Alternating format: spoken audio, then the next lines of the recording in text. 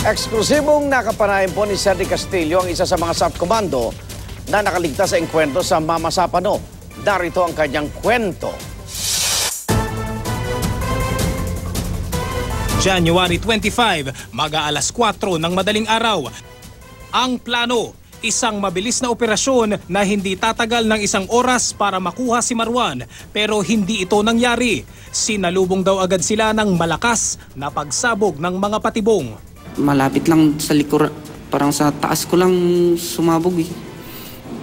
Pero naramdaman ko na may namanhid na yung likod ko doon, pero nakaputok pa rin ako. Ilang minuto lang daw ang lumipas, nagsimula na silang paulanan ng bala.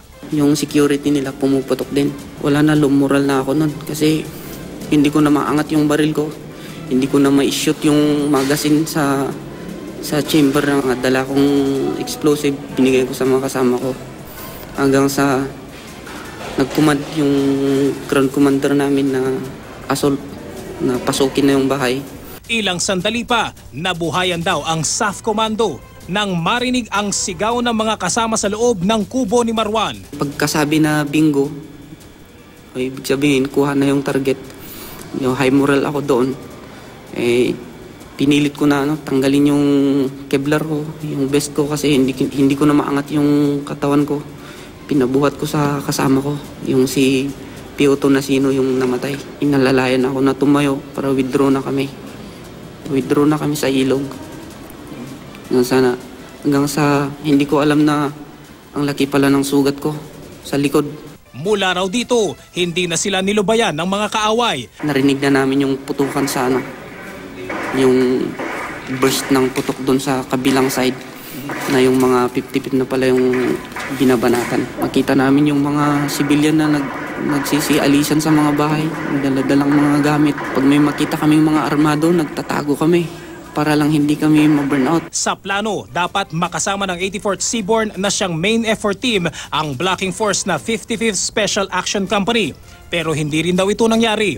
Naramdaman nilang lumalaban ang 55th SAC sa kalaban, kaya nagkaroon sila ng kaunting pag-asa. Meron kaming challenge para sumagot sila sa putok. Kami nag-uusap. Nung sumasagot pa yung 55th, medyo high moral pa rin ako. Ang iniisip ko, makakalabas pa rin kami at umaasa kami sa reinforcement. Matagal kami doon sa area na yun hanggang sa hindi na sumasagot yung 55 sa amin. Sa 36 na miyembro ng 55th SAC, isa lang ang nakalabas ng buhay. Sa 38 miyembro naman ng 84th Seaborne, 9 ang nasawi. May nakalapit na lang nung alas 3 ng 25 ng hapon kasi inassault nila kami. Parang ipipinis na nila kami. Akala nila siguro patay na kami lahat doon. So sabay-sabay silang lumapit sa amin. Ang lakas ng sigaw nila, tumatawa pa. Pinagtatawanan kayo? Oo, tumatawa yung mga iba. Hindi ko alam kung anong gagawin ko noon. Kung sari-sari na yung iniisip ko, mabuhay pa ba ako dito o hindi. Para na akong patay. Wala man lang akong magawa. Habang tumatagal daw ang putukan, isa-isa na raw nilang nakitang namaalam ang mga kasama nila.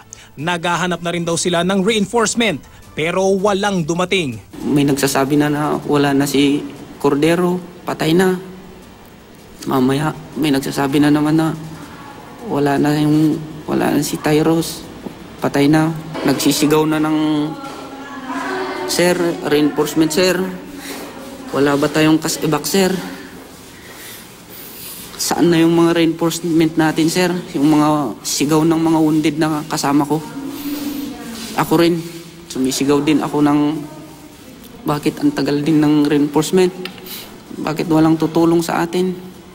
Nang mga oras daw na tila wala ng pag-asa, ni minsan hindi raw naisip ng mga SAF Commando ang sumuko. Hindi para kung kanino pa man, pero alang-alang sa bayan.